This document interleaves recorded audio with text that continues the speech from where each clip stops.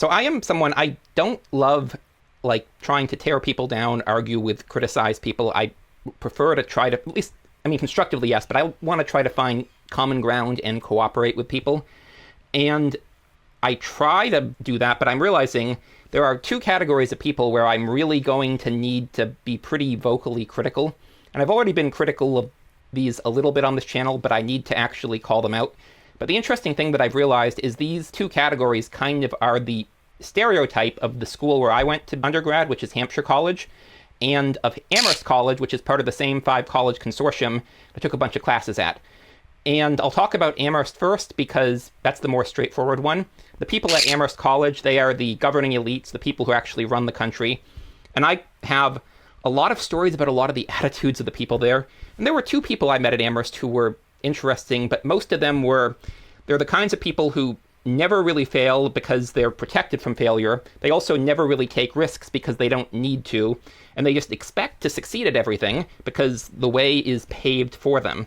And I remember I had a couple of stories about this. So one of them is my cognitive psychology professor was talking to them, and he's like, all of my students say that they want to go to grad school, do a PhD, and none of them ever do. They always ask me for recommendations for law school later on. And I realize that's because being a lawyer generally doesn't pay off anymore, but being a lawyer at big law firms does, and these people expect to do that. And the most powerful, especially politicians, tend to be lawyers. And then the other story is I was taking a class that had about 200 people in it, and it had 5 guest speakers who we could go to lunch with them, but it was the professor, the speaker, and then 5 students. And so I didn't go to the first one because I wanted to go to the second one. And then I went to all the others because there were never 5 other students already going to any of the others. And he actually asked them at this point, he's like, because all the students who went, none of them were Amherst students. They were 5 colleges taking classes, so UMass, Hampshire, Mount Holyoke, or Smith students. And he asked them, why is it there's 200 people in this class, you're almost all Amherst students, and yet at these lunches, the only people going to lunch with the speakers are from the other schools where there's a dozen of them. And one of them said, well, because we have other things planned. And he was like, well, that's always the thing with you guys, right, is you always have everything planned out. And so these people, these elites, they have their way of doing things that they get taught from a young age, and they don't really have an understanding outside that they're in their own bubbles, and everything is paved for them. But they run our mass institutions, and it's groupthink, so they all think enough alike that you probably could change the direction if you had someone in charge of one of them and you had people subordinate who followed them.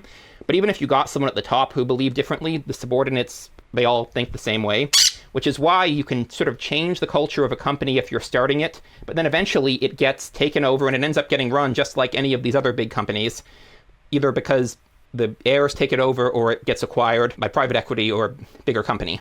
So obviously they have no idea what they're doing, and they're convinced, hey, I'm doing good for the world, and they're just in their bubbles, and they're just oblivious. They are probably never going to respond to this kind of thing, except if the fact that I'm a Hampshire student criticizing Amherst, you might see one of them, if that ever gets traction, criticizing that. But aside from that, they're mostly just going to ignore this because they don't need to. They're in their bubbles. But you still need to call out what they're doing, because if you want to try to design new institutions, you need to design around not replicating the same things that these people are doing, which is, Peter Turchin calls it the wealth pump, where basically they design these things to enrich themselves at the cost of making the rest of us poorer. And Peter Turchin also has this idea of counter-elites, which is different from the counter-establishment counter-elites that Nick Pardini and Samuel Francis talk about. And that is the Hampshire students, the people who went to the school I went to. And I sort of ended up there. I wanted to go to school close to my house. Hampshire was a supposedly good college that I got into, and they had a good program in cognitive science that was integrated, which I was really interested in cognitive science, so that was really cool. But I probably would not have, I know I would not have, if there had been no schools near my house and I'd had to move to go to one, I probably would have gone somewhere else, but I probably would not have gone to Hampshire. It was only because I could commute to Hampshire that I went. And it was full of students who, on paper, I was like, oh, these people are like me, because they all identified as the weird kid. I had been very politically active in high school, and they all identified as politically active, but I realized they are basically they were doing what Musa al-Harbi describes as signaling cultural capital through wokeness. And this was back before this was even like a term that people were using, when I was still criticizing it. And then I came to believe in what these ideas claim to represent. And then I came back to realizing, oh yeah, the people who promote them don't actually follow, don't actually believe them. But these are people who Peter Turchin would describe as counter-elites and who Musa al-Harbi would describe as elite aspirants. And so they were people who, like me, they came from middle-class families, not actually elite families, but they wanted to get into the elites. And one of the ways that you do that, one of the best ways, is through academia, through getting a PhD. And so I mentioned, like, Hampshire is set up to have you do an undergrad thesis and have the supports to do that well. But the reason I think Hampshire does that, or the reason that you get these students at Hampshire, is because Hampshire had actually one of the best, if not the best, rates of students going on to get PhDs of any school, because they set you up to do that. And that is a route into not the full-on elites, but certainly enough elite adjacent that you're in those same circles, and maybe your kids will get into those circles fully. And certainly it's a much easier life if you can get those jobs. And so I found this realization that, hey, these are the two groups that I feel like I need to call out, which are the actual elites and then the elite aspirants. And so I didn't really get into why, because these are the people who, when you talk about like midwits, which I mentioned a couple times now, they're the ones who are weaponizing. They're the ones who will attack me. They're the ones who probably are the ones, because I do get some negative comments at this point, attacking me in the comments, because as al-Harbi talks about, the people who generally are engaged in these attacks are either they're already elites, but they're worried about falling out of it, or they are trying to get their way in. And so this is a means of signaling. And they are playing status games, which I don't want to play, but I'm also not at the point that I can completely ignore, if only for my own sanity, so I need to call this behavior out.